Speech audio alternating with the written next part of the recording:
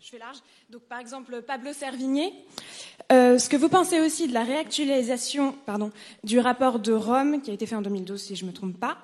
Et en fait, de manière générale, ma question, c'est de savoir quels sont vos conseils de lecture pour que on continue à travailler sur la question en cherchant les solutions et en cherchant à vraiment comprendre comment ça se passe, comment ça va se passer pour sensibiliser les gens, en fait. D'accord.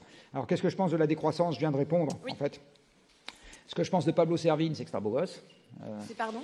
C'est un beau gosse. D'accord. Non, il dit des choses intéressantes. Il n'est pas dans le registre de la solution, Pablo. Mais ce qui est intéressant, c'est qu'il propose des angles sur la façon de... Voilà. Ce que je pense de la collapsologie, c'est de se dire tout est foutu, ça ne mène nulle part. Par contre, de se dire je vais essayer d'apprécier la hauteur de la haie à franchir, ça mène quelque part. Donc ça m'amène à la dernière question, qui est qu'est-ce qu'on peut lire pour continuer à se documenter? Alors, ce que vous appelez le rapport du Club de Rome, en l'occurrence, c'est le condensé d'un travail de dynamique des systèmes que moi j'ai lu il y a quelques années, qui s'appelle The Limits to Growth, donc, dont je vous conseille ardemment la lecture, parce que c'est un traité magistral sur la dynamique des systèmes et qui théorise la façon dont l'économie physique se comporte.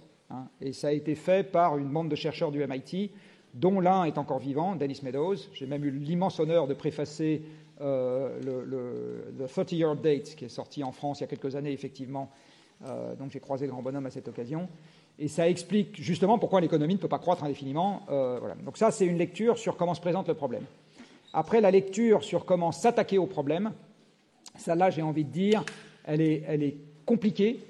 Je peux vous proposer une lecture d'entrée. Alors, ce n'est pas une religion, mais c'est un travail qu'on a fait au Sheet Project. On a fait avant les élections présidentielles, et du reste, il y a un certain Emmanuel Macron qui nous a dit que notre travail était formidable. Mais bon, certains d'entre vous iront peut-être bosser dans les cabinets ministériels où ils répondront « vos idées sont formidables » à tous les gens qui écrivent. Donc, voilà, ça fait partie des jobs qu'on trouve dans ce genre d'endroit. Ça veut dire que vous n'entendrez plus jamais parler de moi, je vous précise. Donc, le plan qu'on avait proposé avant les dernières élections s'appelait Decarbonize Europe. Et donc, le site internet qui va avec, c'est Decarbonize Europe, tout attaché, avec un Z évidemment, puisque c'est en anglais, et avec un seul E au milieu, .org. Et vous verrez, il y a 9 propositions qui sont en fait des propositions de macro-planning par filière. Alors là, je vais donner un ton très optimiste à ce que je vais dire. Nous avons la chance en France d'être le seul pays communiste d'Europe de l'Ouest. Nous sommes le seul pays communiste d'Europe de l'Ouest. On veut que tout le monde soit égal, on veut que tout le monde ait la même chose, on est égalitaire. Nous sommes le seul pays communiste d'Europe de l'Ouest. Donc on s'est un peu oublié à cause des économistes de Boston dans l'économie de marché, mais c'est une connerie, parce qu'on a perdu ce qui faisait notre force. Et il se trouve que le problème de long terme que j'ai évoqué demande une réponse de long terme, et c'est un truc qui s'appelle la planification. Or, les Français sont très très bons à ce jeu-là. Du reste, on a été des grands exportateurs de planification. On sait planifier des grands réseaux ferrés qui marchent bien. Il n'y a que les Français pour ne pas être contents de la SNCF. Allez voir à l'étranger, vous allez voir. Vous allez comprendre votre douleur. Moi, à chaque fois que je prends le train en Allemagne, il est en retard.